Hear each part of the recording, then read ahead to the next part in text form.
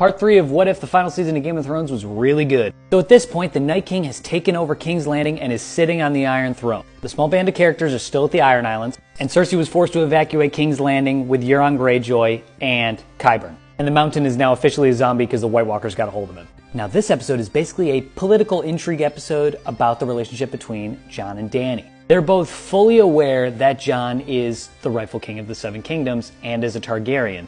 It bothers Jon, doesn't really bother Dany because, well, she's a Targaryen, that's what they do. Now the only other person that really knows is Bran, so he tells Arya and Sansa. This doesn't stay between them for very long, it starts a wildfire of gossip. Everybody who's anybody at Pike now knows that Jon's a Targaryen. Now this kind of splits everybody into two camps of thinking. Who are we going to have lead us, Jon or Dany? Jon, who was right about the White Walkers being the most dangerous threat to the Seven Kingdoms, or Dany, who still has a dragon. So Tyrion, surprisingly, is fully on Team Jon because, in a bit of a misogynist way, he believes that in wartime, which is exactly what they're in against the White Walkers, people aren't really going to want to follow a woman when the rightful king is available. But Sansa, who now knows Jon is a Targaryen, doesn't necessarily respect him as her brother anymore. So she's cozying up to Dany, whispering in her ear, because she understands that Dragonfire is power. This all comes to a head as a screaming match between Jon and Dany at the top of one of the spires of Pike. Jon reiterates how none of this matters in the long run, we gotta defeat the Night King, and Dany reiterates that she really wants the throne. This does matter. Being the queen is important to her.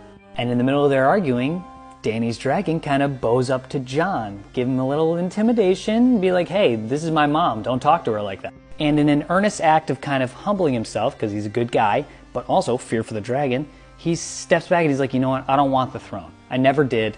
You can have it.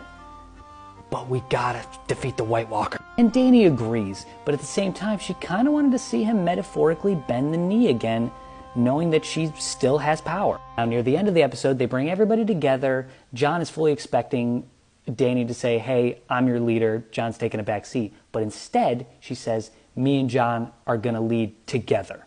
Because that's what made Targaryens strong over history. Not just Dragonfire, but also family. All that being said in public view, Dany takes Tyrion into private and says, you're fired. You're no longer the Hand of the Queen. And she names Sansa Hand of the Queen because she saw she was a capable leader at Winterfell, but also she's kind of been in Dany's ear talking crap about Tyrion. He doesn't respect women leaders in wartime. He doesn't respect you. You should just let him go. And she does. Suddenly, Bran has a vision and sees the next part of the Night King's plan. Like and follow for part 4.